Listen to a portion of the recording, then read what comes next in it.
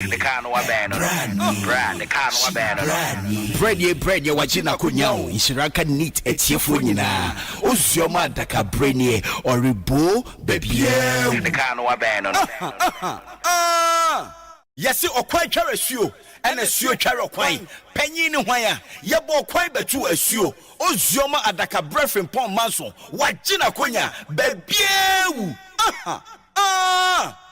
Yamama Tnasio na Yamama ha Yefri neat 100.9 FM so and it's a yeba manasui na ene ye juada ai na eneno eye obanim busumi ne da etoso edu enan afi empinu aduonu emienu na mamse abodonko apa ho meeti aduonu enson Monday, March 14, 2022. And the time just about gone 27 minutes past 1.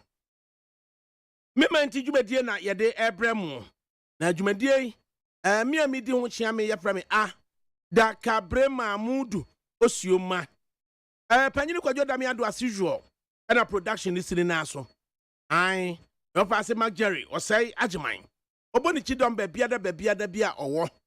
Afe no na nakwe friye ono nso so didi wone na ase a yesuma no kire ne se yene sei ehwe ne se bibi papa bi be firi mu abada ache na technical production no so de abna frema bankro ya be ba panyini asisiri wabata ho ai one ma de nyina me ba preko be ma ho fe na ya asafo omo ehwe se technical production social media handles ahodo yes omo ye bibia bom sugar mami pa utumse koyie pa ya safu temiente na chese say ya obenya chance kura obi ni bedi nkomo abrafrema adi achechira bakire so na ya utiri nkwa wate ana utiri nkwa abeto se frema tete aduane hye na no a no so wogege no so pa enne se de mu ase ayedene no wanyege ba ma so adi ayewo ai se de mu ase ayedene no kwabena enne se de mu ase ayedene no wanyege ba ma so adi ayewo ofa anya easy o kwabena sa time a ya ne ma kontu kwa hunu no atwam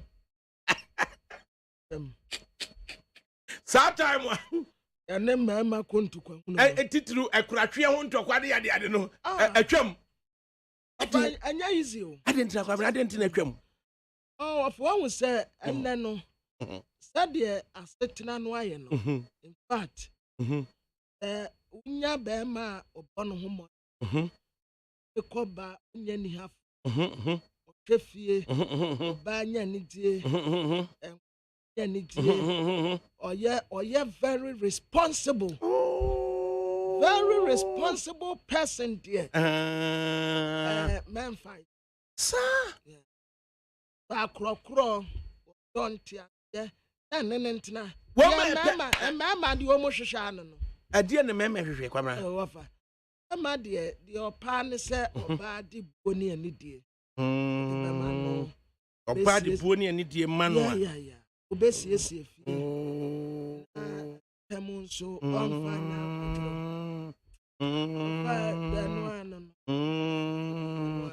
Oswa can be you into Facebook Live and I be Bruno. PK Kaswa. Or this the show is live on PK Information Center Kaswa, Rock City, and PK Radio Online. PK also the Atumo and I just say all republishing. Lydia Wabinchum Tete or say good afternoon to you and your team. Nana Kwasia Piasechi or say good morning, Professor ADAKABRI. I'm watching you live from Manhattan, New York City. Wishing every one of you an educative show. God bless Latte Kuyapim, Ghana, and the USA. And what they buy. Michael Darocha. I say Alan John Kojo Chiramatine, Patricia Christabel Chiramatine. Oh, no. Yes, sir. One Casa Mr. Mrs. Chiramatine. I say Alan Michael Darocha. Alan Kojo Chiramatine, Patricia Christabel Chiramatine. And waboni nyina afra iti ana foster there kwabna mafo Permanently, the obinchum tete or say, what can ye respect for each other? You could say Timubium and Nessa the Ahunchelesia ba and Nipasuano. I sit na ben or see any man it now. Oh, for one would say, Obuo Crano, who cannot say respect. What did you reciprocal? Respect is reciprocal. Benkumutani and any fan caribou. No one will say, I am near some bearman a yetre, and now I near come. Bible, let's say, Buoni and Nidia. Bearman, so wouldn't it be so swayaka? Yeah, no, if I make Mr. Say, or bad, dear Bear, almost a mamma. Yan team baby. A mamma is soft, but it's a woman yet. Mamma Biano, no matter so West go one is go or commander respect. And as I said, we do a buoni and idiot my bearman. No matter, said your bearman tear. So I yak it too. So I yatin you. So will be a so any scenario we say, Fabuani and idiot man. Shanacha must say, and run at you. And a consequence would be soon idea to toy. It be baby drew yano. Now, Boban on crunchy cobon on cronifa. And I'm a call, yes, a hairstylist, one share me. It or share me and me free hormono. Now, bo a year nun dunifa, a cremcacra, a call a dubaco. And media mumu quaram de mano. 11:20 thereabout. Just about some people drew me fee. Anna. About me, stay hairstylist me, ni papa, I don't know. I know frame me. A frame was say, Mpacho when I'm in the Nika say. And I was like, nah, to see me free one me. And yet, now babies, I'm saying, one and in the Nika say.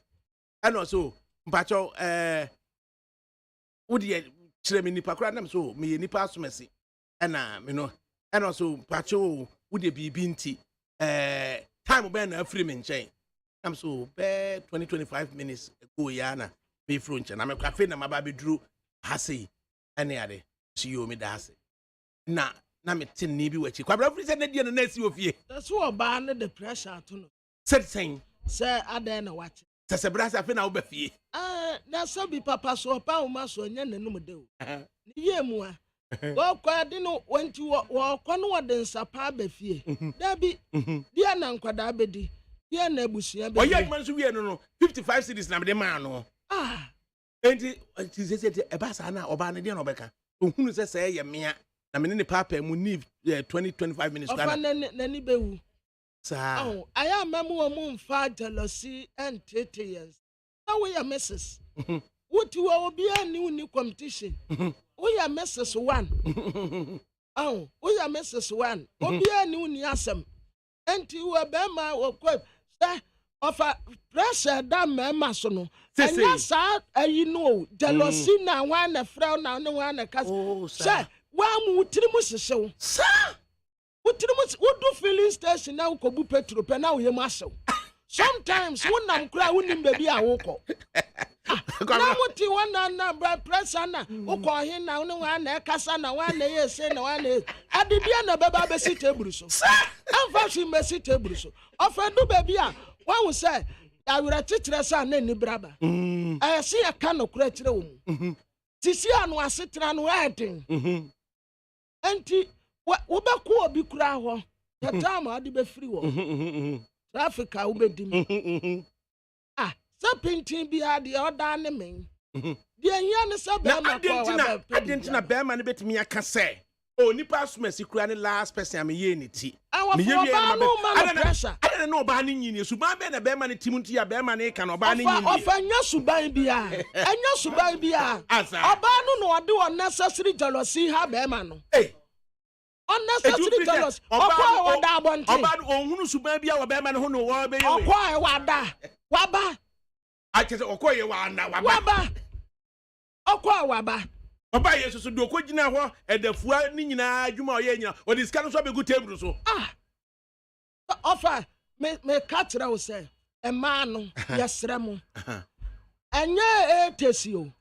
ye wo 2022 pressure na wo 80s no enya no nie asesa enti wo say wo jeje be ma kakra bi na ne buafu wo jeje ne kakra bi na ne buafu awu say e ma no niema a wo mo dwene ho no ye diska na eye ade na ma na dwene ho ye diska na eye enti be ma wo ho no na sesika ni ne ho a ho ofa wo say utumi nante kodu baabi na ansan weni beba ho so say na he na mekwe ansan wasasa wachi akai baabi kura wokọ because pressure no so advantage bia ni ho ukoto aduane a pressure wo mu ukoja so a pressure wo mu wakatua no yese sisi a pay bi so odame tese bosume so a etisi ade serba esida so baya 1 hour now di nsuo kakra bi aso na she bosume so ya na scanasa na me tia me the light be come tia water be me tia pressure no so and the school fees pressure no so enti samu ye eniama ye dwene no ya sre nyame se wonhu ye mobo na nka ye kwa kakra ye kodi pa ye nsanka bi ye mfamra enti sa wode jealousy ana wana frɛ wo na wokɔ wache na mete se ene wa ye se ene obi ye se mame me pa mu cha mu nyai kwabra so mu kakra bi ne enko ye interview we na enne ede na ba wakɔ homa wuyi no oba ne kasa fa bi ka ho a menua so betimi afa bi ka ho ma no wate na wafase ye ne ye kodwom wo si dwoma kwa de me wafa mi kodwom ukopɛ de ho sta bi wo ho ama me no be kasa tuto we bra me sas ya to kalesi milk na ye to ne say milo this milo na ye 64 and milo keka ko 240 64 no I'm telling you offer milo de hene milo parky at 24 cedis ana 240 de hene no fra fam ne kobisa box na esem ntontora 1 tontora 12 no kobisa 200 and something cedis kontomre wa ma 7 minimisa kontomre de 2 cedis or say 5 cedis and I'm say mame obi di jawa na hwe abia woni ma no na wunim afna bi to mire bi wa 3 lane e wa kono ngo mejato mire no was 200 cedis mejato mire 200 cedis mejato ofa mi du gempa ho wonte gempa ne legon baby apostle ni jina no so obi di bi jina ho ama mi mire ni yesen emire a watetere no 44 no okata mi 70 Ghana ana ase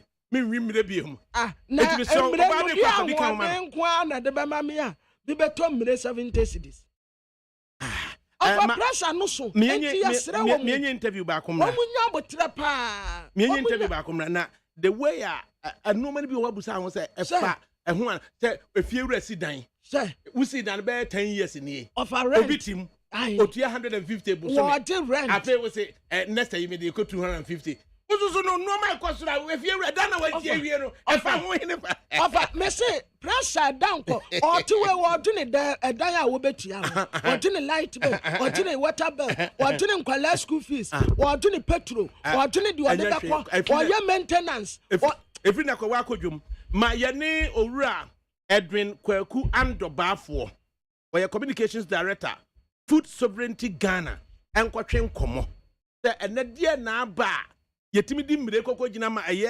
konongo 3 lane na emire a wacheche ekuta de sei no o se 200 cedis na emire 200 cedis ye ukuta pe ba ko o se 12 cedis pe no so de ne penku pa na muodu tomankese anwa ede na ama rising prices no food prices no de na ama na ba ye pen say big beans 14 cedis and not back 22 cedis just onim ni odame ka kire me say wie emre mayane bafu anka say bafu ya mo ha metia mo bi metia obia na mo hote san nyame na adoma na mo so aboni bia ni akwan except say Food Sovereignty Ghana mo buta yesimani so ne san okay, let me just say. Mpajo repeat the question. Food sovereignty Ghana. Jumakuo food sovereignty Ghana. I mean, say more objects. Didn't more. Okay, ye say ye be making sure say rights ana ama equiafo and human rights around food. Okay. And rights on access to land, access to clean water. Sanyamano, juma. Inti ya making sure say abai say omo ye policy say omo dream sanyamano Ghana for human rights. The right for the environment to be clean. Just say yes, environment no sanyamano. That's the work of food sovereignty. Inti a civil society organization. But can't say Ghana about the need for us to look at the way we grow our food, On says no Ghana start to say did eduane bebre be important if you are bontiaba. And I say start to say yes as a nation and eduane obedia. You anytime there's changes in world prices, it affect you. In the BBC brodo ye anapano because of Ukraine-Russia issue. Right now, wheat prices around the world ebekosro into Ghana na odi brodo na wheat efisa sources ebekosro wajum. Into as a nation we should grow what we eat and eat what we grow. The ebedua and no one say ye banche, ye kontomre, ye mankane, ye millet, ye bayere. Our local foods no na SAD. So you be depending on it. You are a be port and airport no. A hona assembly start no. It's very important. Say Ghanaians learn. Say you do a bedi. Kontomre, me to say more. Can say kontomre do 5 cedi. Because and you be now say or making sure say obey do kontomre now obey palava sauce. No spaghetti and a pizza and a yama na yedju. So and also the price of food items to go up. Anything important no. Once the world prices go up and our petrol price go up, it be affecting. But I say we must encourage local planting. Planting for food and jobs no. I don't know how well it's going if at the end of the day no. People like poultry farmers they can say almost need input poultry because there's not enough maize, they can't buy soy and yamano. So that program is not as successful as it's been made to sound. But I say influencing Ghanaians to eat what we grow and grow what we eat. Politics people around the issue of, for instance, rice. There's a lot of politics inside and lobbying and business into the local rice producers. They can manufacture and compete with Obefa rice, FABA, Vietnam, India, China, Baba. Rice now, say, of course, to me, the same kind of profit. The other if Vietnam and Brazil, he will make more money than you. But it's because of the way you have structure your agriculture system. Until we must reward local enterprise. Obi Ghana, must make more money, say, Obi order from China and Vietnam, Ghana. So, I upside down, Kakra. Nah, what can I say? Russia, any Ukraine, and semi, I'm a wheat boy a day, but quite trick because of that, pano bo, ebe kosro. Enti, pano sway a bit dear no, Uncle Lana Peno. Does it depend on wheat supplies? Well, currently, most of our bread, the wheat here, but over to me the banchi, cassava flour, they wheat, a flour to make bread. Over to me the sorghum, a flour to make bread. Over to me the millet, aye flour to make bread. Inti ese you produce dear fata ye mine, dear fata assassin so.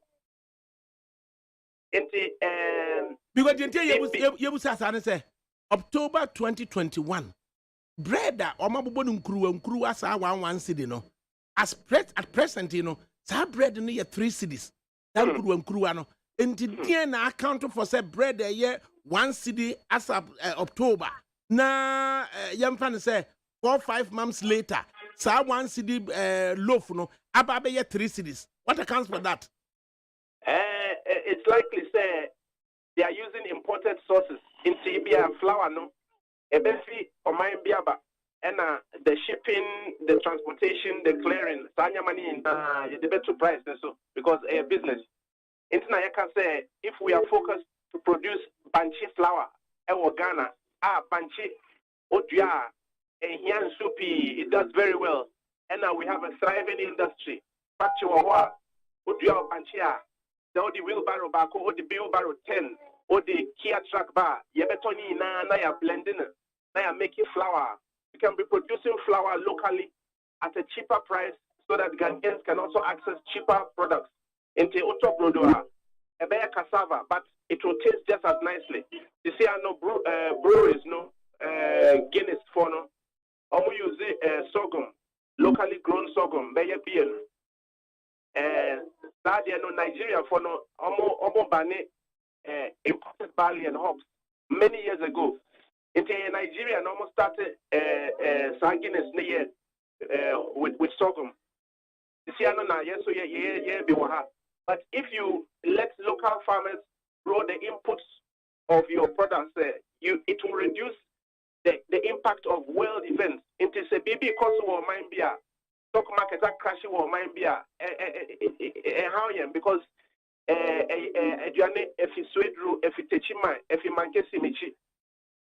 but when we rely on foreign sources of food, this will be the problem.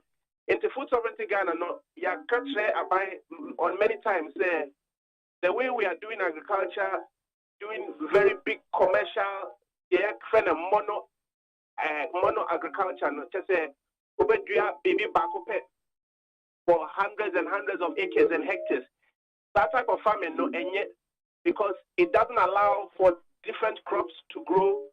It's a time no. Yet to me, moko and antos and also ebia cowpeas, soybeans there, you know.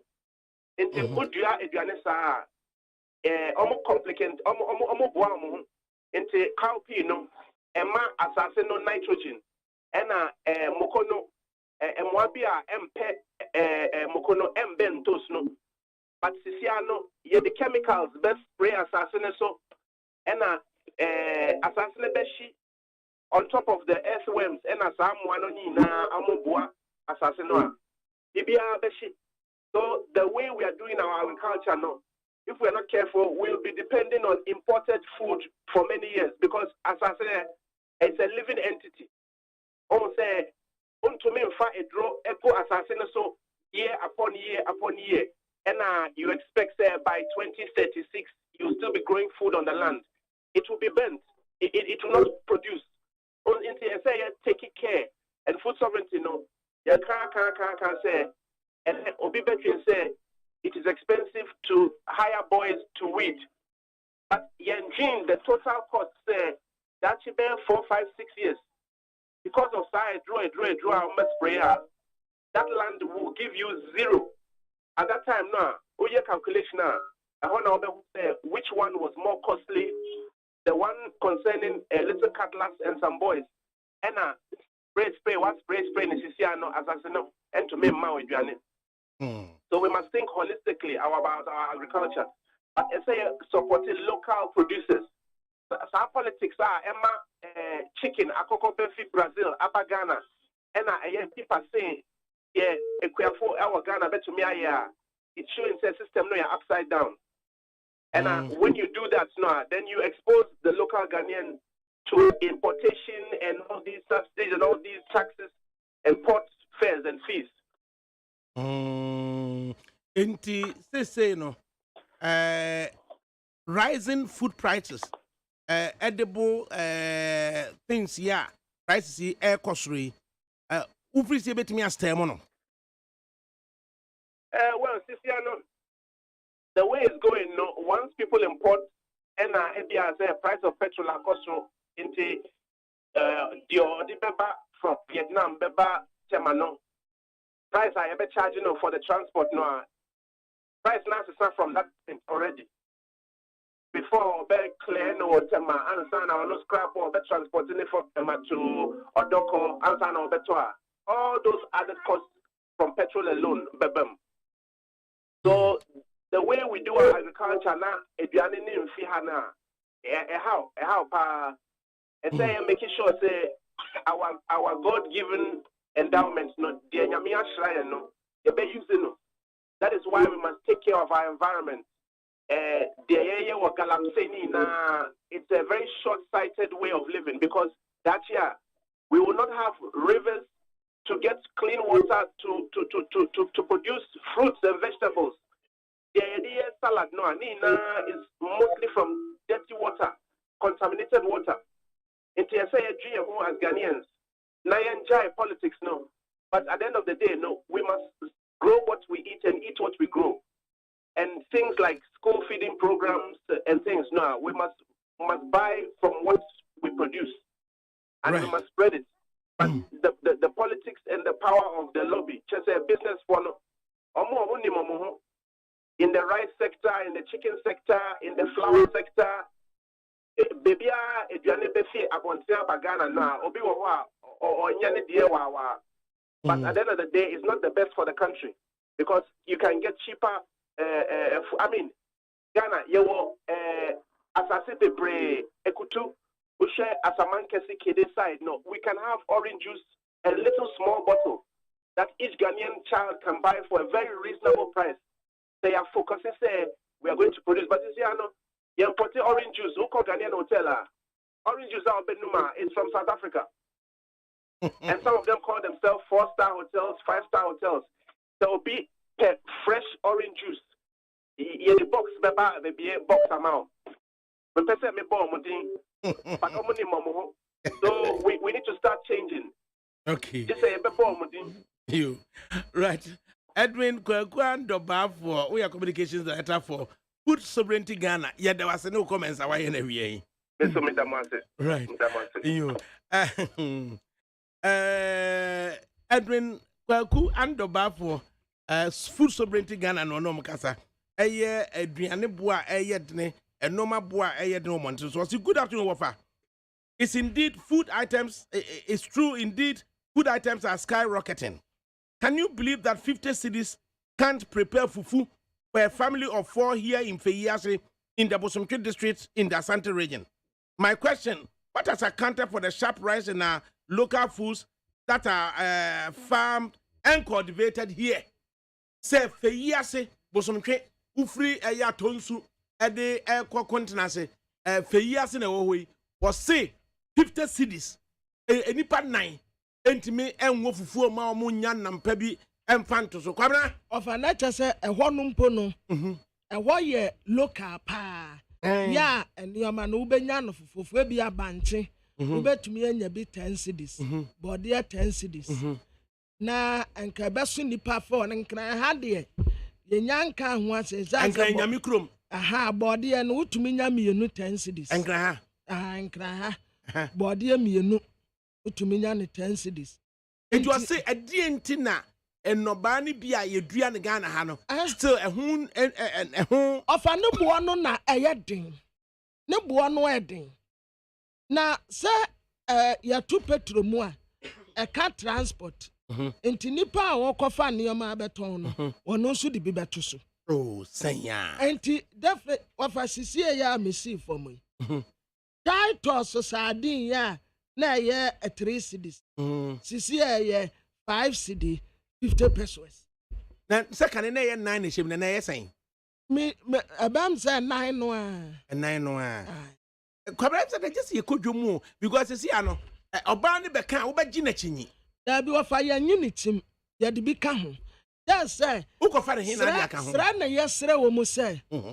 pressure na ɛwɔ system no mu no ɛso enti aya omuma yenya ye peace of mind na memo mo mfa jealousy ente na asomrofie nyoya ɛda no krama nya dabre asomdie ni fie aya ntwempena wo dabi afie na mu pressure wo ho de sika ni wo enti anya wanwa se enamre abrantie pa ubesi obituary 842 work banker children one ti obi message you say good afternoon, you are telling my story for me.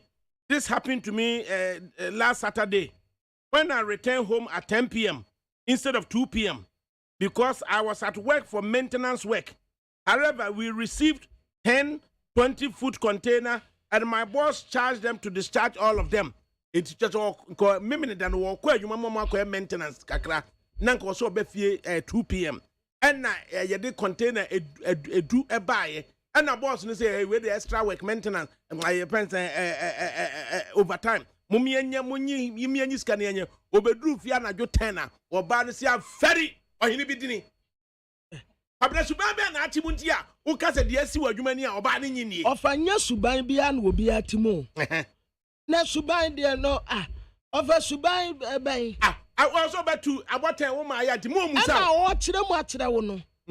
Dear, or quiet, and so Obenya Kakra at the Abefie. Now, Suba Ben Atimuntia, watch them. Suban Terry, and your Subai. Now Subai and Kwanawatana by 10 years, 1 years, and your Subai, I have pressure.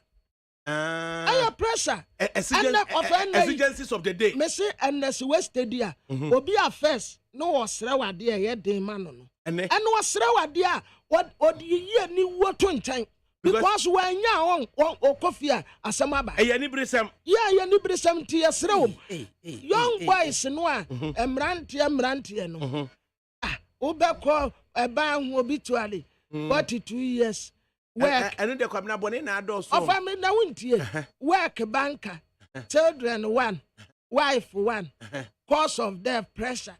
Oh, sir. Now, Papa Penny be age 120, work, farmer, wife 10, children 56, cause of age, a cause of death, you see, old age. Old age. One no crowd pressure. One no crowd pressure. And then the microphone, no, dorsal.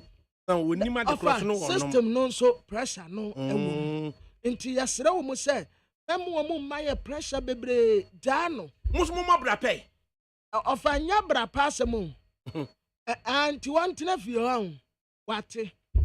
She. Or bet to nephew. Not nephew no went to me and Yako Masway. Ukroya was a man of pressure. This year, dear no woman. Ukwa brantamwe. No abantam when ye be a sankwaba. When the moon. When ye be a sankwaba. Hey. Was up we any 050-600-0909. I say, hey, ADAKABRI, you get money, you pay 55 cedis for your haircut. Adabi on one at the channel. Or you need late. Oh, sir. I ain't no one at the channel. But an apia so. Oba agege top 10 has a so or Abeka Junction has a into we normal 35 cities. And offer so it is a young one, and now you know do a chair we meeting and do or we ain't come 35 cities in the manner or by any queen coming who can you young Jumusuka cray. Na young Kubusa a dear Nekosu Jum because rising prices, you know. A dinner ma it me tum because I said to me to a DNA 14 days later I don't know at the better I'll call ya near. There's a year then as I could do baby a year dream. And Liver Brothers for Norma. There's always sounds a Liver Brothers were DNT and uniformity any liver normal.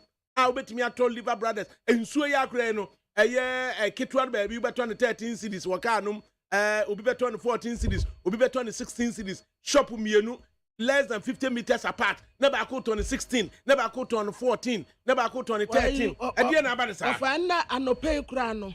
Metesa minister trade and industry. Alan Kojochraman. Say one woman a ton cement. cement wo mo produce cement no e ba besia ofa cement bo no se awurade anya wadom na bia wesi bi dada wotim na se fe na wosi wo besi dan a abisa me ahia me kasa me mpese ebe te se de wa na wotena haka bisa wo mu a eto cement se cement bo no te sen eda no pani bi a me na de iron rods asoso pani bi a me ni di nkomo me boss bi no watere me se sa sakrenka wo se de no a wo mu de ye no ebedu port wa na ubeyi a se first ni utua 10 isi abem se utua 35 ansa na wetumi eyi enti ayame de se Alan honorable minister si wo tu anamo no ne sa nkofo no asia wo ma hye kwan pa wo mbefa so a wo mo bete so esan se offer eye too much enti nkakra nkra ya beto cement bag say 100 Ghana wada Roma 100 Ghana cement bag ekwamne baby ohonom wo Ghana ha ukoto so obi asidan ohonom a na wabu no pa ofanya yi se wo se abo wote sahwi na wo sidan na wo hia abo se wo de be sidan no a wonu se gese abo no ye bekoma se ne ya befa de akom sahwi ade wonu so obi ti tamale na kwabena o sidan no hia abo a gese okobo oga no akofa abo wonu se ye government project e wasalaga Emma abua ye de ye government project no salaga no ye be fa abua no wo eye Shy Hills ya say. Wow. So look at the distance. Na contractor na sisini nyina ka ho. Na offer a Cape Coast crampo. Se wo benya abua ni bi. Cape Coast wo benya abua ni bi aye waduma. Atete ukọ Dr. Park Syndrome. Ani honom. Dr. Park Syndrome anasa nkran anasa takrade. Ansa na wanya abo sidan I tell you. Edu obi tibi sidan honom na chese nipa kro no. Wa ya de papa. Abo no kra wadi besi no. Ebe doso atense nko si no wanka. Because the distance ya car ne di abo no be free. Ebe ko Cape Coast. Anasa wadi free takrade. Ede baba Cape Coast. Of a talk about iron rods. One ton akoduru say. Building materials ni nyina bibia kosoro enti yasra se we de sa dwumadie no de ai Alan tunhu ana mo mamea mani bete pa no wo ni wo nkasa na de aban betumi ayade aboa wo mu no wo nso de om betumi ayade aboa wo man no wo sa cement ye wo bi wa ye wo jata cement wa ya ni anso ye de se Ibrahim Mahama woni na ya ne de ya enti ya ne no kasa se Ibrahim wo cement ne te so aban se wo uniama na weva ya de ma abrofu yi tas weva ya de ma abrofu enti yantumi mfa ma Ibrahim mu yantumi mfa mu no wo nte cement ne so ma yanko dwomumra yemie phone line no na yemusa eye wani ekodwomu no na wetimi aka enoma mienu a 14 days ago na eye se 1 cedi a enne no ne boa ekosen na if wobetimi amay adwene bi se edie na ama ne boa eye den ebi kura woton ade ne bia na wakyerechire yemu ebia anwa na ye eye 1 liter anwa ne bia na meton ni sei atene sei ni nti ena matum de akosei ne nyina ye nhwe se ye betimi ate ye ho ase de nti a enoma boa no ekosoro saa na do hu no chese ya hometesem na man no so no do they need to justify the entire top money in yamfa bi nka ho ana over tiawa almost baby the Paradise restaurant Kofodia abam so almost eja to baby how you say Paradise Kofodia I mean Paradise the bia na Paradise restaurant bia na Osino Eastern region osi jato Friday just check it quickly Mr. Gachi and he said the Miami frame in Abema Gachi Nibusano. Imagine number and frame Mr. Gachi Musana say Paradise Bibisa Wana and with and ye phone line also kakra no na yenhwe TNT ana ama enoma bo ayed ni sei kura asem we there yes anti press number any of them let's check it I said no crazy Paradise I will see no issue be of that sort or hold man good afternoon Yeah, ADAKABRI, my high. A penny now want to say frost in ye. I so come to the Seneca. As well, na a normal boy and the wood to be now so baby. Hey, no one in Daddy. I never quite no more car. I mean, the minimum and I be said. Body, I will tell my deba. By it, I will tell my deba. And I am rare, but if I want to tell, I mean, an idiot. If you want to tell, and you do that, the time of take copa, and only boy different. And a buzz on the boy different. And the Moka, minimum yagi. If I don't want your man, I'm kind of before my super papa. I don't want your money, free papa. It is just a Jomuno and no man, and the boy I did with Jomuno. And those about one board. And those about one board, then about one board. And if you are in it, you. And you want in the end, a group of beer, but a boor, not a two of one want something, a babu, and one come of Yankee. And a quarter to us. But the other you about 4 from 10 cities, but they're far. Oh, yeah. As so me and Yentian movie. Na yentie said dear nama a year a normal boy yet dinner I will a drum sa and store normal canned tinned food a dear nama boy yet dinner now to be the bang and I'll call the bang and as I could do the bang. Good afternoon. Good afternoon. A penny near frost and I'll cast a free. If I'm a peer will be because I feel my dinner. And you mean to way? Yeah, how? If dear near you would be and in the February by near pa in the because a bro no it was done the commerce no dear pound near friend compre and they moved to an chair fit the ano especially with Jay the same call them no about the paid and oblio a good way and about the battle say a bromo the ani a blend of my diddy. I'm caught a bromo.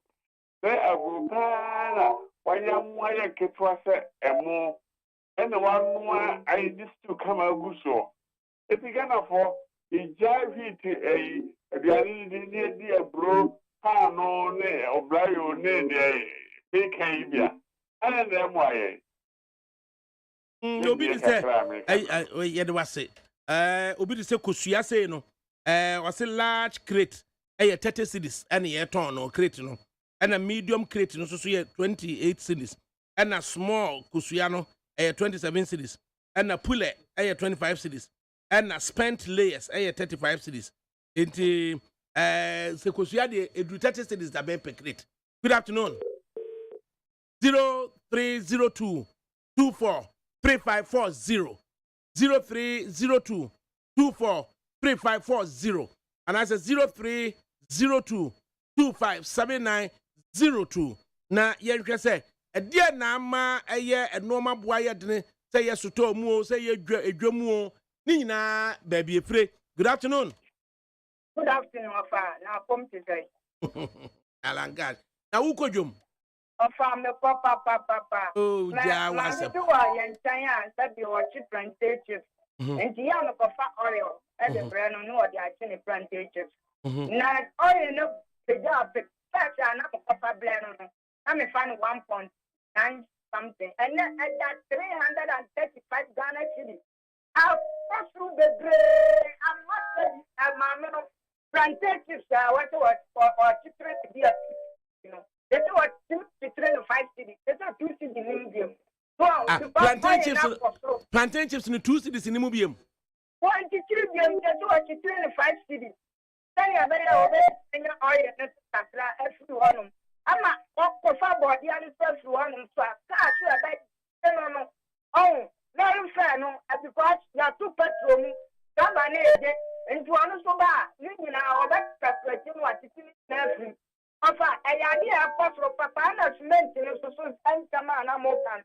I know papa, not what you align for that German thing.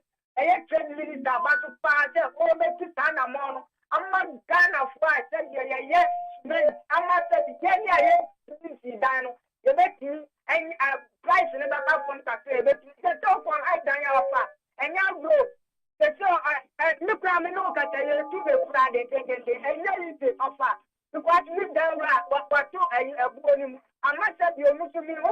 And I'm just would then run a watumono. And then I was sitting there 10 years ago with Timono. A dear Biamna, Yatutumuti was and also rent not to more. I found me, you might grow. I see cement boy a day, but I mean, the cement boy a day. I am Russ boy a day. That's why we are down for Frammy. I bet them. Yeah, that was it. Hey, already. So what's the day as where we say cement boy a day? I am Russ boy a day. And today is when the party mono was a bit to rent him. Of I when Nipano at town. Was it paradise? No, in system. And Sutamani, I crack my say highway. No, offer I wait dear, best ramp was said rentable. Stay Omo Ministry for Western then so what? Say na or ye Jumebia, Omu to Sanam. Omu son woman if you're rough one of our rent. That's a we Juma after morning now they are coming with you. If you are basis bena or your council and answer your government and no casa. Council bia or woman will say mono. Pinsi kwan say and can't council never and Kronkumama district capital or government workers or no. If you are an animal one sasika crow, if you are a busubi one sasika crow, council no call a local bank or not call Jibusia. Na abusuano so anaso wo hene so fa asase mra na yensisi dan ho na government workers na tete wono no yemfa dan ne ma wo mo bosumi so yentimfri na katua mu fatua enti council ni ntimi sisi dan edi adwuma na council no ye de amayen anti so masidan kakra bi asi honom ana nka government workers timu bosumi so a ya tiafri na katua mu edan a wantimi ensidan ne bia unkotimi nkoka hwe nkire private work ayi bia aba council no insist na ni bi na almost so adwuma omo ye no yen kasa because council na provide edwade amayen se adwa we say council we na ahwem ye de asi ana international ana mutimi pabu se insist dan ahemfu akese asem no mom de no an yenim nam wank ye srapro papa kofuo starte affordable housing aka nwurem na ye de wa ubenya bie no no akote ya nye wo hwe tagremi akaho yesisi adan bebre mana kanwire ma ban de but wofa wo kasa wo di krama abone echi obetu kusifre hu afie wurafo de pamo chew wo nipa mo bo kakra dabi efie wura ya bukura no wonya adwuma when student okofiska wey efie wura so ne ba okofiska wey ne ba ko school baby ni posting se kura ne yaje ne 6000 say ye posting ne ma efie wura ba no na so okofiska ohin no de amakoma ne ba no e de akoye posting no awafa ewom sa de wo kan nyina to asom but efie wura you efie wura wo ye hute wanu so na japade a wodidi ho ano no enti wo pa eno ase orava no adentina transport sector de wutimi kofa metro mass ba wutimi kofa STC ba enti die ne si wo kwan se shobi na ka nwuram antima cancel me untinam se cancel no snit to one mo hwensem hu na snit die wo mu si dan si wo wi a na even rent kura na omo de am kofa kotem na snit ntimi nyege rent no o mu kura sa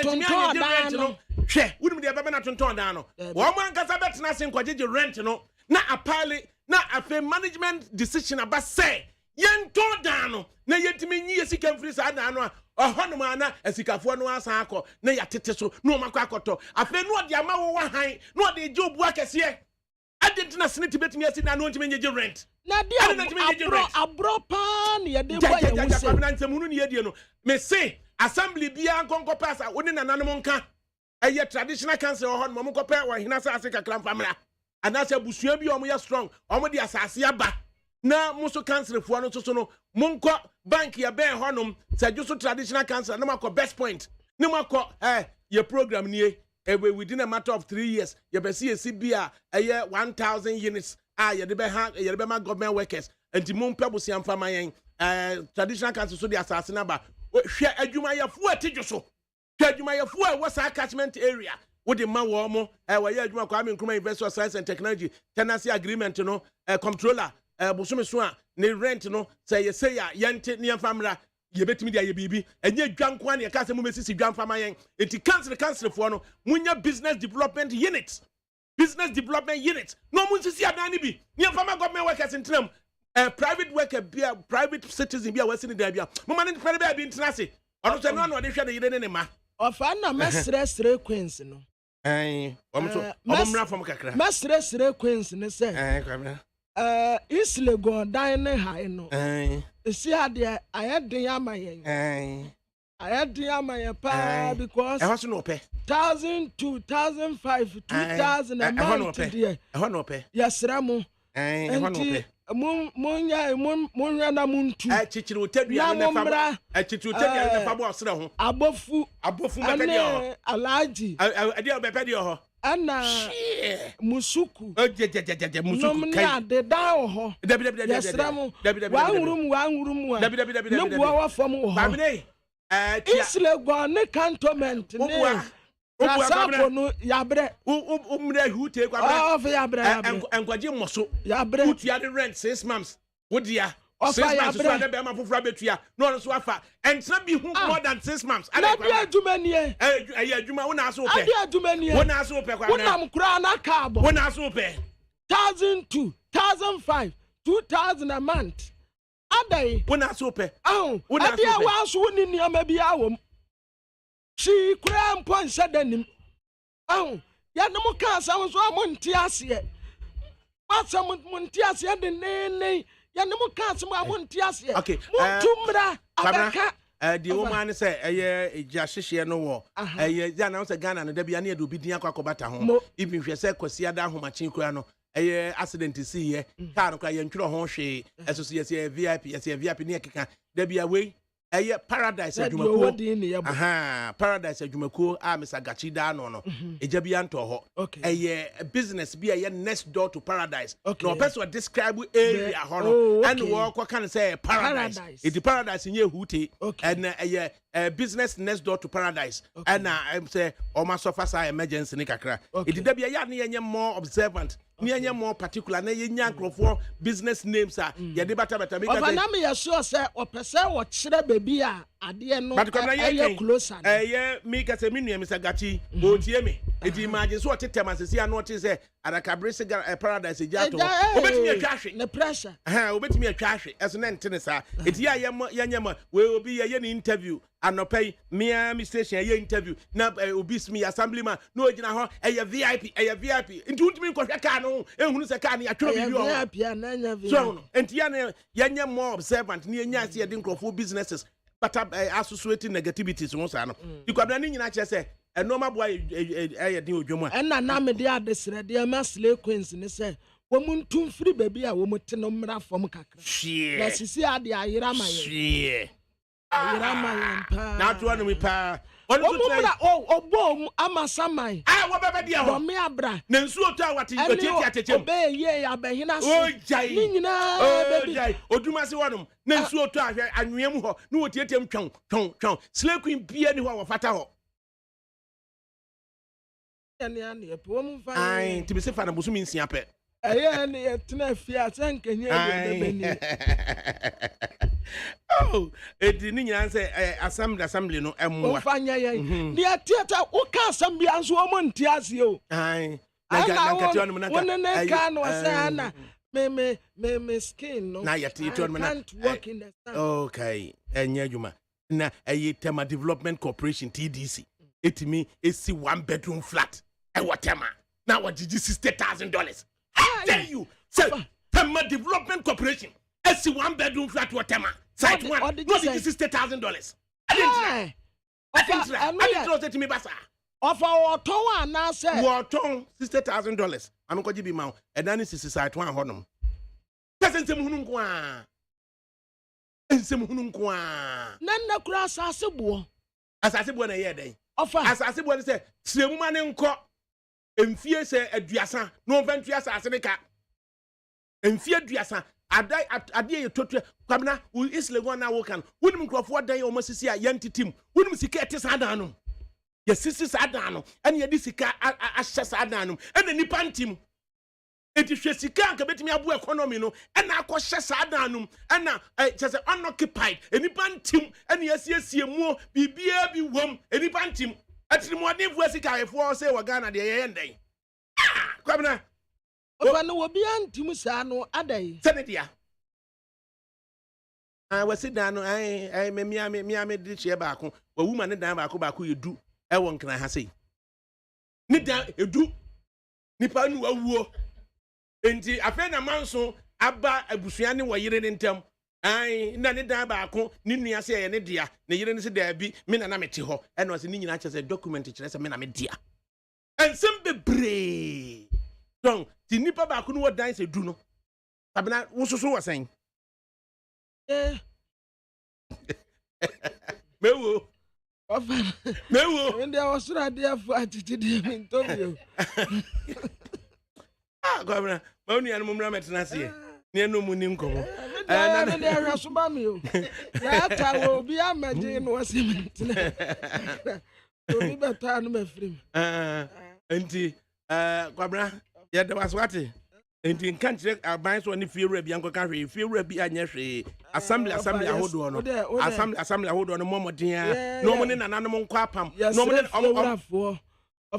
ne omone nananom antimi nkọ agreement na nananom fansa asemra na assembly no so enkonko pe bosia Ghana home loans kura mo ko mbekire mo kwa o ma fa so me problem ne say ya tu petro mu a edan a wasie wie de nka fa ho ben kwabena ne ba ekọ akoye nursing ne yesi posting no ye giscan sana ya posudu akoto baabi na nkanya sa anka ayi sabi yaku nyina hini kura yetime dan rent 3 years in advance nurse ni akoda wo ko nyina hini government hospital na ye gina rent advance of 3 years nyina hini rent advance of 3 years ko okofa wa hi ya post no 2019 for ani ya post nurse akọ nyina hini o ya duko duru nyina hini a chese dan no ye 3 years advance I didn't know say nurse eba nyina hini ho no matwema mpo no a onto mu ni assembly ho no fa wo kura dan fa ma government kura wo mu pay ma amunum ho a me ni pay kura ma amunum ho a hwi nsi kwa say government workers wo atwema mpo no a ye betimi asidan ase nyina hini am ye de be ma government workers enti say wantimi am pedai e ma doctor eba obenyamu atena nurse eba obenyamu atena teacher eba obenyamu atena friends ahimfo biem no mu ho hia biem radio presenters eba obenyamu atena wanya ne saa na wugya se wo de wa post no so nko hospital ho na fie wura bi ti ho na wote nyina hini se wo ge 3 years advance e de na ka che so no timi ge 3 years advance na nurse ni ntimi nko ontimi nko na yet ya say yes nurse fu a doctor fu a wo nko upper west ye ebi anko wo mo anko de ntina ya anko na nentu be so ka che se Ghana medical school no upper west ni bi anko hobi mun hwe na mun fa nkrofo a o mu free ho no mun sanfo mo nko if you swakwa on benya abusuafie bi mu atena na sa akoda bi kọ ne wanya ba bi antena sa ekoso so na sa mo ma hon mo tena so eya akoda akoro da bia meka we me onana me wa faase sebe okokọ boga okọ ne maame ne papa ebobna eto okoye ne boga ye ne de no afi ye transfer na free boga basunyan kra na oso ma ye twe na bo so ansa na obasunyan no wunim se ne wasi dan wo sunyan ne yire ne manyina te sunyan e no no tinka ha no ye adwuma sunyan wona ni akwaje ho se onya asase si dan wo sunyan enti na anu ni maame di ne birthday ne yire ne mafri sunyan ne ba birthday party bi owie no san ja mo kwan mo ko sunyan enti se mo ye ba bi yi a government worker bi ba why doesn't matter ba bi ofre obetena kurom honom assembly wanted was say den nsem hunu nko a ena ubo se dwom ho no mo twetwe ahoma edwom no mo twetwe ahoma mumfa adwene na muntimi enhyase ensisi adan munhyase ensisi adan na muntitim free government workers pay mu o fasade cement bu okoi cement bu akekakọ ahia se ya na tie da bia so yesi dan ne bi entina na me sresre queens se betumi a omuntum free isle wo no mo mra fom ha dabi oh udabi na akue free na ka kire no eye ochehima akue free o gbawe what's good afternoon for ADAKABRI today's program I used to go to the market on weekends with 150 cedis but just last Saturday 250 cedis messed me up in the market I see 250 cedis no messing up in the market e dia na esi ofaso wo mutuba balance no wo betumi kura de atonsuo chia no omututu free is lego wana na ese kwa me despite na ne dan ho yakotenam wo muntena trem na mema ni ntwetwe avama wo mo ani ampenimfu e bi baka chia ni nyina ka ho bi wate ana It's not easy. It's not easy. Be easy pa. Yeah, what am I meant oh, come on, baby. Kabukano. And I feel so.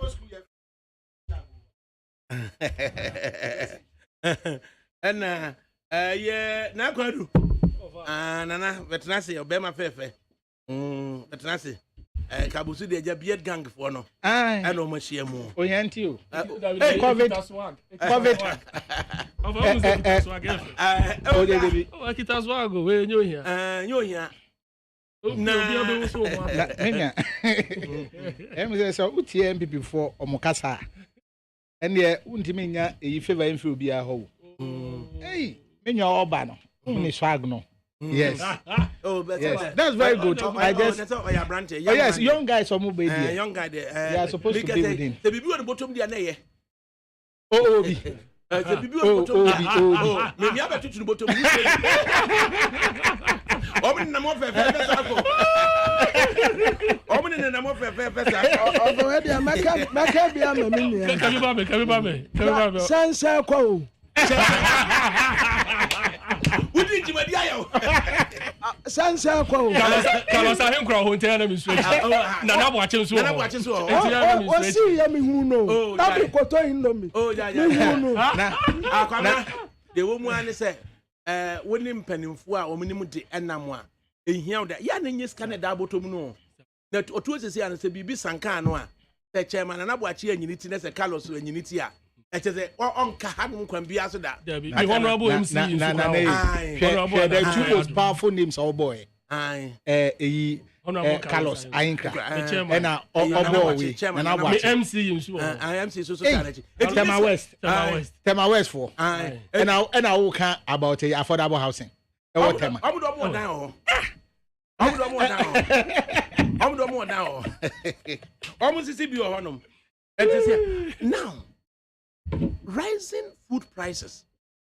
And then na free or can I say what the 200 or the 150 cities and an eco jom over the weekend. Na and or the 250 cities score last weekend, yeah. She's been messed up terribly. And typically, government worker or this 250 cities, no, eco jom per week, we are looking at 1,000 cities. Yes, sir. Na akatuya sen wajia in the giving 30 days, no, ubeti 1,000 cities eco jom. Na typically, some eco jom da 1,000 cities, and then ubeti ato, I ubeti me live comfortably and eat heavily. So, offer, but I say, the Dicano, Honorable Carlos King. The member Carlos King. The member of Parliament for Tema West constituency. On the constituency chairman, Dennis and Football Parliament. Chairman and watch it. Say, nobody did normally Jata County chairman Jata watch. Said when they've been so friend back to back chairman. Back to back chairman. Back to back. And as I say, before 2016 elections, no a campaign chairman. And we did part in any elections. That's right. And we didn't. That's right. And you ever 2020 elections. Now on Wababa constituency chairman. And no sense to D and him. And the equine no sense to D. And to win, and no sense to defend and you win. It's a back to back chairman. Back to back chairman. And was also could be what's answer could be and not just a polling station executives, not just a told you on wedding Kunimudia. Where the Giovanni or the Jata Beach there with TV so Michi Jata and Nimini Tina. Na as a chairman, Nana Wachitipa. It's not that Chama Jata watch. Chama Brigadier Jata watch. Nah, one more, yeah, polling station, yeah. Womu ekwapa yeklom for kura behishi mukura de see saying nane would to rising food prices. Government worker in a given 30 days or they 1,000 cities every week be 250 call. Typically they no betimi ato a family of or nini kunu ne mami you know.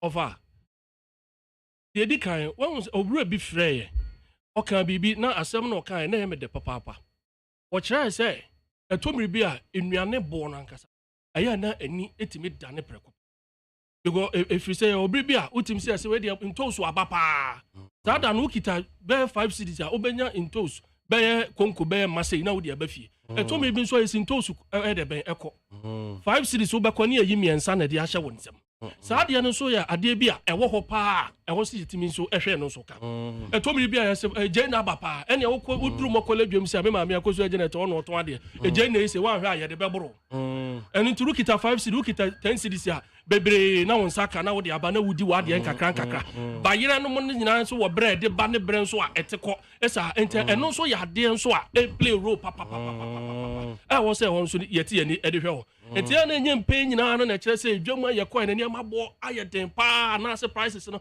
a shoot to kosoro pa ye kwakodi dware ye hu hwe enye ye etomri bi a saa de we nso ya de a ye hunu se no so kan ye daada setena ho a etimi ba epedi enya ya de no so to nchen enso a ye wo prices okutemi ko shop we mofa okwa ya beka che se milk we ebia 5 cities utra sa shop no edru shop fofra obi nso edi 50 pesos asa nso ato sa ideal milk krona no a ukobisa na ye 5 cedi no na me bisa say sa market prices na how are we controlling that market price because enu so dinya enu to bi wo ha wase me de shop we mu na me di midwa shop we mu na me tomade if so mo ne ma affordable he de ben me sika eso enu so ya de a ewo papa inte to me bi a ye ankasa no ye gudwemu no a ye di dwane ye ma ne ma ne bo no ankasa ye den ma ye nuanom no mo bedwemu ho ababedi dwane ofa mentu wadwen kwachiri covid bremu bae ye de lockdown bae mi ankasa mpotam amete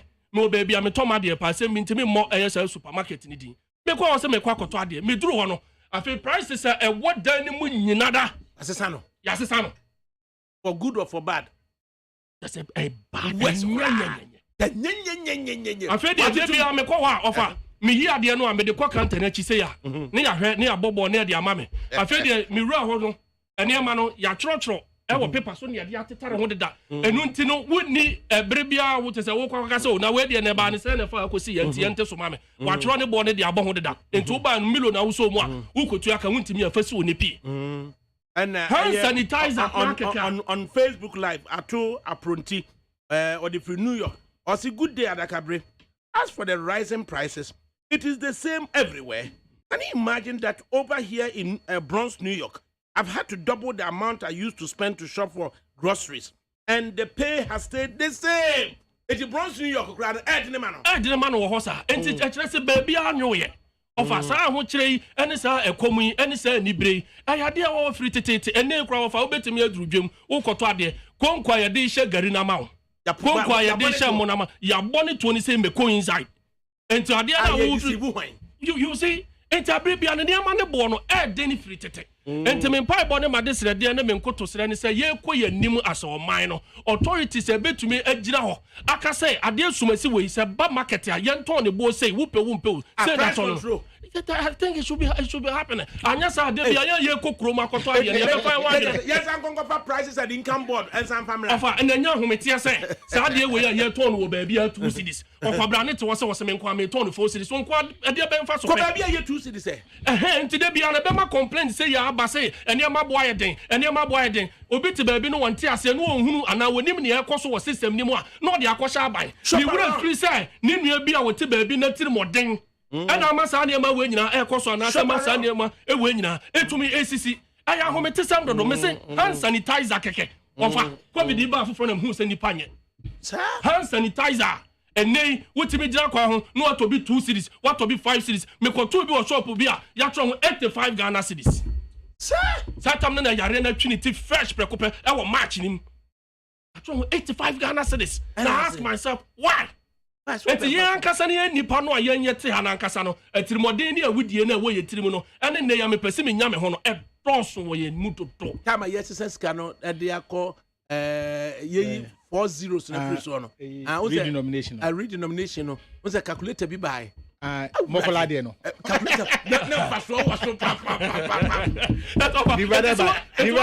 Divided by 10,000. No, they won nipa baradwene enti wote woni nyina no ahwehwe akwanya wode be fa ne nua ko ho sesi ade bia ya na bi ne wotira cha no amanyofo ya no ya corrupt amanyofo ya kromfo amanyofo yi se mesi covid ba ofa me de ho na me kase gari a ye hyehyɛ no wokwan so me komi kuro me ko achim jejeti ha se ato aso atwamu akonkoko akwakoduru bepo no so oboko wa gari a ye hyehyɛ ewo table so bebrebe before so beduru so hu mu no ofa gari ne keke ne getimi ton gari a ya kyekere no rubber mu kuma bi say no 100 Ghana cedis ye ton bi 120 Ghana cedis ofa besini ko dua banche ne ko ye bi ofa hometesem gari a na menim si ye ton 30 cedis ye ton bi 25 Ghana cedis afei ahwire begina 100 Ghana cedis enso eye quantity kro no a ense science ye nipa no so ye nam kwan so no eye yenya ye ense science enti dia na abade na sinti asa brei no wo ton no sa 150 Ghana 120 Ghana e dia ma sa wunua no enti de bia ye be koso complain say o mari mo ayeden ye be koso complain say e dia ma bo koso enso ye ya ankasa rate at which prices are rising no 14-day interval no people say e normal enya no eno de no kura nyankopon anim ni enya de a eye enu ntina me ka say e was moving forward no say was yetim entina o kasa no ka aya Alan Honorable Alan Kwadwo Chiremanten eye trade minister sa quick intervention na what taking na opeso ohia eye sa cement for ni nyina no mo ekasa. You see, these are some of the measures are moving forward. You know, I think the people in authority, one more you did to me, I saw Monsano. I also want to do on my AC form. No more, maybe one opportunity say, no, a gentle was show woman anymore. Almost fast here to one more. And to say a cool way for number Kusham. And I'm not back as I saw my Aboso account for motor car spare parts. And I said for number Kusham. I'm a man who say, this is how things I was say to me. Immediately, I was say, Yanisa. One more ever force, ever tadi, ever way, every amount for Frosso about Memu, Ababeto and Ansebedija. I was here shawm, near Yomokasa, no me who say I was say a corner, and say, all my craft frozen food saba. Amiakoto be near Yebini, saying I was here no more chance near Canoa. I was a son moving forward, now see it to me, and yes, I will be adding a pay. Abe your pebia, a woman. Obi abefa tumi na hyene nsem ono no ode ne ho no akokra ne nema ana wakofa ne nema enu wodi ni dwa enti se ne ope no ena obeton ne koba ne sa na oman no ye kwa ne sen ana so oman no ne etina mu sen enti memfa sa kwanya we so na match ya Honorable Alan Kwadwo Chiremanten and one ne special PA and na sapon na ma bona baso so ne adwuma pa wa ye prekopa ene anamontu etisa O2 ahwese I think in the midst of the COVID no kra no there's trade surplus. Right, and to me, Menya, say, I will call you there. Oh, yeah, Meko. Oh, yeah, Meko. A job in Monaco. Oh, yeah, Meko condition, I'm a quadam market. Casse market. Yeah, that's the vegetables, no, at the same. Oh, it's the same. It's the same. I say, yeah, sometimes we should just demystify politics in terms of, yeah, agri products. The prices are, yeah, juices here. Most of the times, maybe some say, how come say, I say you talk tomatoes. They say almost say your friends say paint rubber no. It's around 160 Ghana. Even say 170. Just last 2 weeks or 3 weeks. The cost of a tomato gallon, paint, you know, it was 38 Ghana and 40 Ghana. Within 2 weeks and 3 weeks, it's now around 130 Ghana. Look, let me file a budget statement. Your finance minister I present here in terms of paragraph 50. I may file the 51. Or say government engage various actors in the poultry, rice, soya, and tomato value chain to understand the challenges of the subsector, which led to the development of a framework to provide interest rate subsidy to agribusiness to address the financing constraint. The IRS, which is the interest rate subsidy, intervention, will grant about 50% subsidy on interest charges for loans advanced to qualified agro businesses to secure equipment and expand working capital. Menya sa ufa their ecoso in terms of production within the agri sector. It's only two. It's only two. The forest and the interest. Sometimes in Bisa me say, at least in Ghana as we are, ye wo Ghana mu. Won't you make me say we are looking for a land a suit land that would be good for agriculture. In Ghana, we have it already in abundance. In Tabanism with our various governments, we're not investing heavily in the agriculture sector. Look, recently, ufa all we import into Ghana, no, it's all made up of politicians. Who share their credible rice? Politicians are in it. Soya bean, politician, poultry, politician, maize, politicians. Into politicians have found about 40 or 50% of our import within this sector. Into what do you expect? Government is not ready to pump more. Recently, so far another one, agric way now to sustain a modernization of agriculture. The following will be persuaded in 2020. Create a Ghana Agriculture Land Information Bank. Do you have it? We don't have it as we speak to you. We don't have it. Our Minister of Agric. Anyhow, improve access to land, especially for commercial farming. Sensitize and engage the youth on the opportunity within the agriculture sector, including the use of social media. Up to now, we've not done it. Moreover, say a call into the agric itself now. Mr. Musa, how come say an imported rice will be more cheaper than a produced rice in Ghana? Imported rice, it's more expensive. More yankasa yedua ewo emamua. Sometimes don't blame say for omoton rice and the other products. Because look, the value chain even before obenya our production, the price on it it's not something I bet me I can say me bet. Why shouldn't government take the bull by the horn? Say look, henceforth about 80% of my rice production will only be secured in Ghana and nothing else. Look, Nigeria for the last 2 years, to the extent that as we speak, Nigeria is not importing any rice. No matter who you are, they are no more importing rice. No matter what political party, no matter what which politician bring the rice. You see, don't bring in any rice in Ghana because we've got what it takes to supply our indigenous. Ghana, we've spent more than, look, in terms of our agriculture, we've spent more money more than any other sectors. Agric, yes, penis, now, so what is the outcome? We still go into import fresh tomatoes from Burkina. Don't you have a very good yield? You bet me farmers say, look, this is what we need. This is the land available. Cultivate it, and at the end of it, the result, the market, you take about 25 or 40%, while the states take about 60%. Why can't we do that? Because look, me bottle ana me from 20 years ni bottle ana me. Menya a jute. No. Fertilizer bags. Okay. Fertilizer bag. E what ma? Some can say kakra wo fa. Oh. Share. Masa on search no. Where manufacturer? Yeah, I produce polypropylene. One time no, yeah ton polypropylene.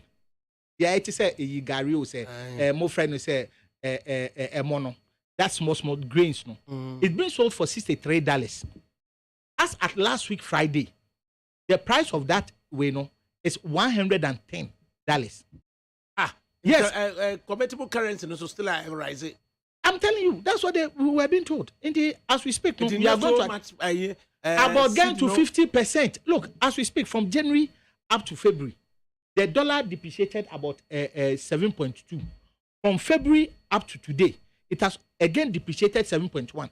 We are calculating 14.3% from in January. 2 months. Yes, from January up to today, the dollar had depreciated 14.3. Anybody can check. And at the worst within President Atamos John Mahama era was 18.4. 18.3% dollar depreciation. That was in 2015. As we speak today, 3 months, the dollar is 14.3% depreciating. Look, maybe some will say fertilizer, another input for your agriculture, agri business, maybe some will say, look, how much will it have taken a government to tell anybody, say, once I'm subsidizing, and I may fertilizer, no, we are not going for inorganic fertilizer, we are going for organic fertilizer. Yeah, well, a company, Accra Compost, Zoom Lion. Zoom Lion is producing fertilizer. ADAKABRI, will somebody tell me that the fertilizer won't be good for a vegetable plantation? Yeah, no man, yeah. ADAKABRI, maybe some who to me you swear no.